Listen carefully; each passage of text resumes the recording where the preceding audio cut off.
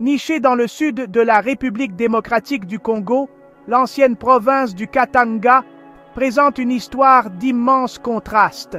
Son histoire est profondément liée au mouvement sécessionniste et aux tensions politiques, souvent alimentées par l'incroyable richesse qui se trouve juste sous son sol.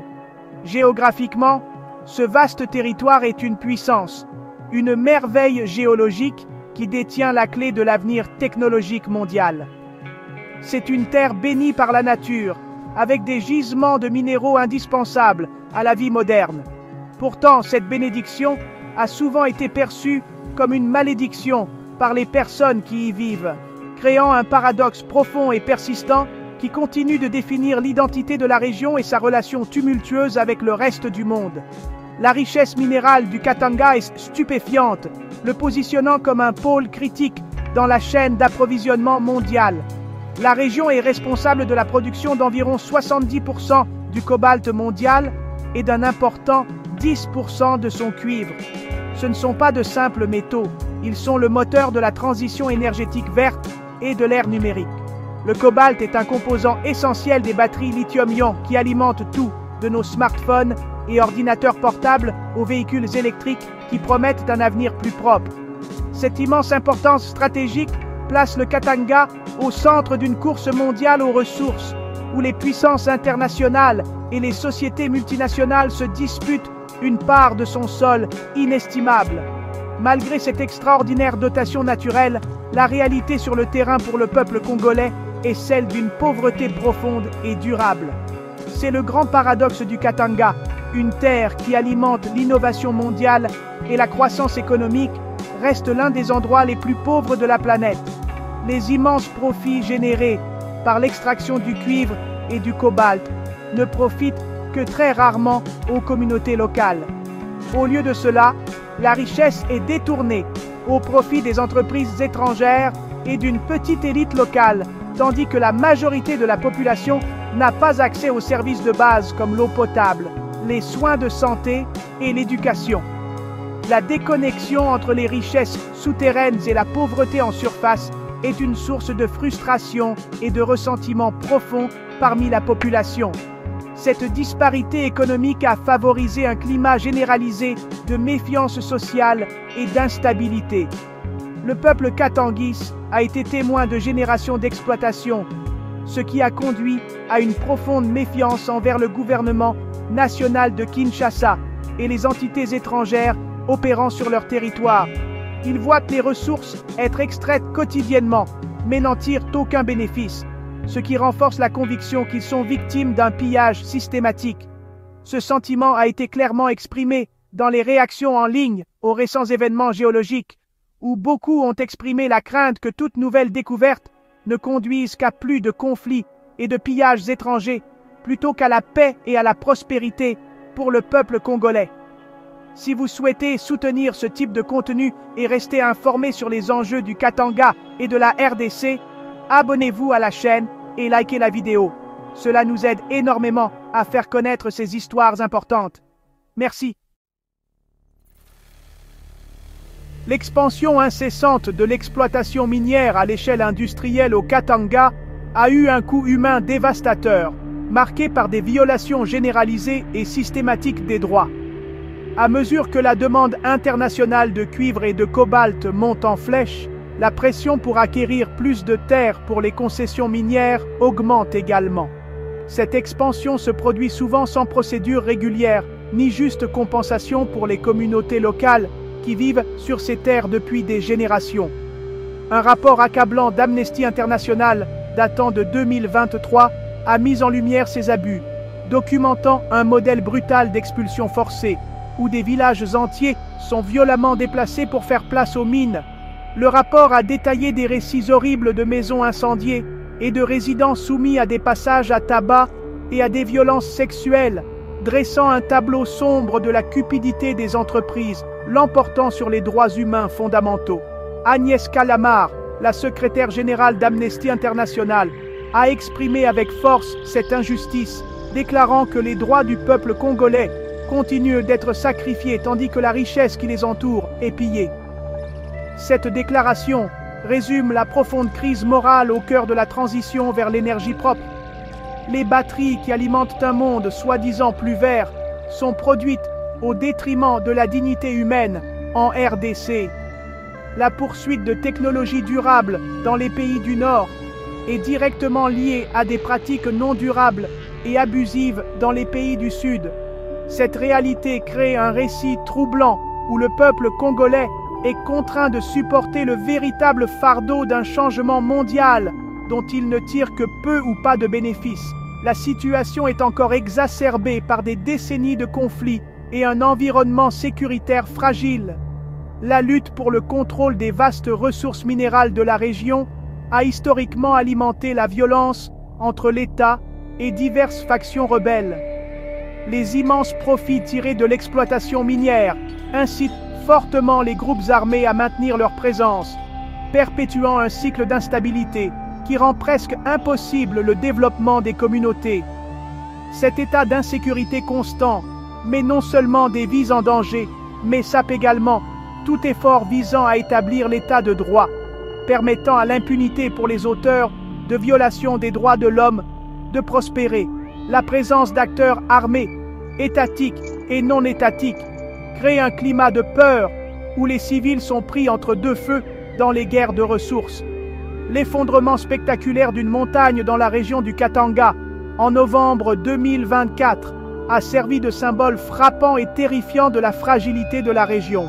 Des vidéos de l'événement qui ont révélé de nouvelles et massives veines de cuivre sont rapidement devenues virales, mais le spectacle n'était pas un motif de célébration pour les habitants. Au lieu de cela, il a mis en évidence la dévastation environnementale causée par des pratiques minières intensives et souvent non réglementées qui déstabilisent la terre même sur laquelle vivent les gens. Pour les habitants, ce n'était pas une découverte miraculeuse, mais un rappel terrifiant des dangers auxquels ils sont confrontés quotidiennement. Cela a renforcé leur crainte que cette nouvelle richesse n'attire qu'une exploitation plus agressive, entraînant davantage de déplacements, plus de conflits et un désespoir plus profond pour une population déjà au bord du gouffre. Si ce sujet vous touche, abonnez-vous à la chaîne et likez la vidéo pour soutenir notre travail et sensibiliser davantage de personnes à cette réalité. Merci de votre soutien. Au-delà des dangers immédiats de l'exploitation minière et des conflits, les habitants du Katanga sont confrontés à une autre menace silencieuse et persistante, la maladie. Les conditions mêmes créées par l'industrie minière et le déplacement social qui en résultent ont créé un terrain propice aux crises de santé publique. En novembre 2024, alors que le monde regardait des vidéos d'une montagne s'effondrant, les responsables de la santé étaient aux prises avec une épidémie mortelle de choléra qui balayait des provinces comme le Haut-Katanga. Ce n'est pas un nouveau problème. Le choléra est endémique dans la région, se déclenchant avec une régularité prévisible et tragique.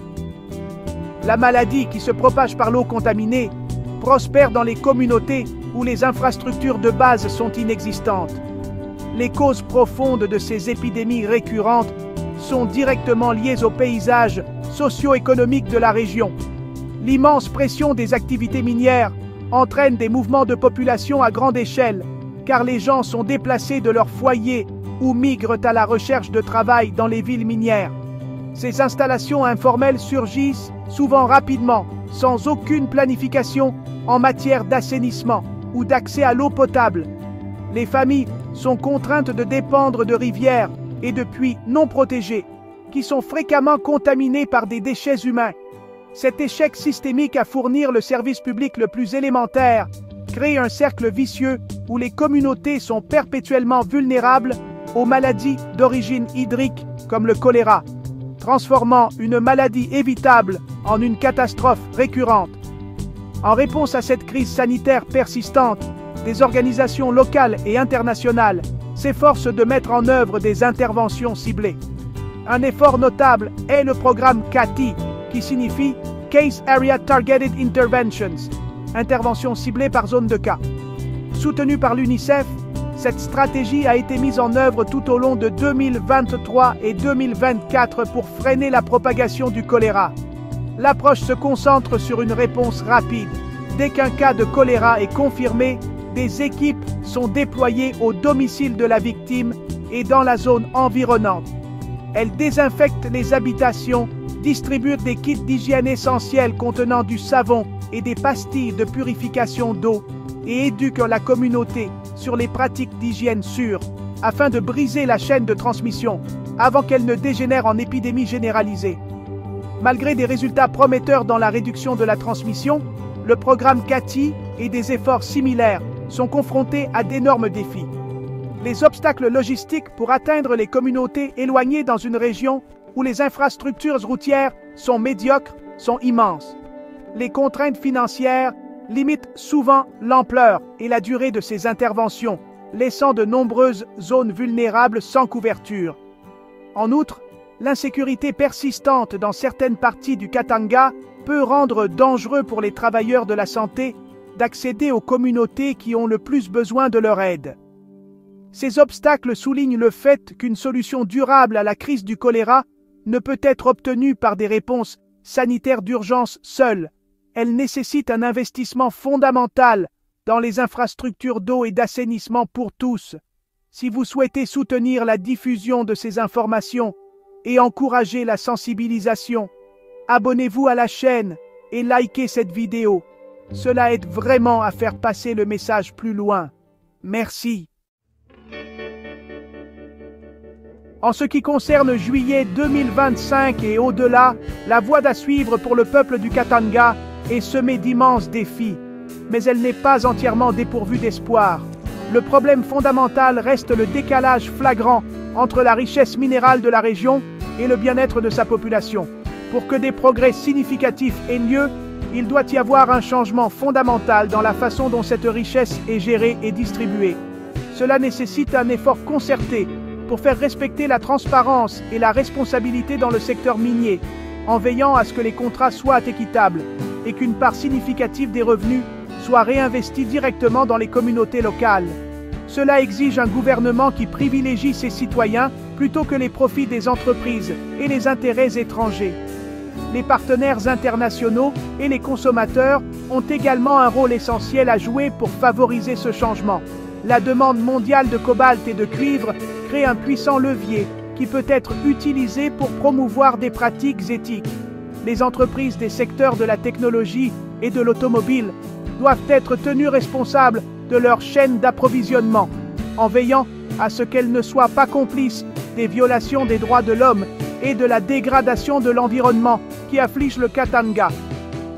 Cela signifie la mise en œuvre et l'application de normes rigoureuses de diligence raisonnable qui retracent les minéraux de la mine au produit final. La sensibilisation et la pression des consommateurs peuvent contraindre ces entreprises à assainir leurs pratiques en insistant sur le fait que les produits verts qu'elles achètent ne sont pas entachés par la souffrance du peuple congolais. Sur le terrain, la résilience et la détermination du peuple congolais lui-même représentent la plus grande source d'espoir.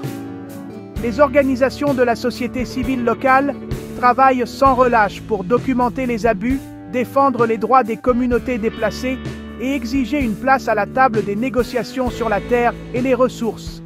Les initiatives visant à améliorer la santé publique, comme le programme CATI pour le choléra, démontrent que des efforts ciblés et axés sur la communauté peuvent faire une différence tangible même face à des obstacles écrasants. Renforcer ces acteurs locaux par un soutien financier et politique est essentiel pour construire des solutions durables à partir de la base, en veillant à ce que le développement soit façonné par les besoins et les aspirations des personnes qu'il est censé servir.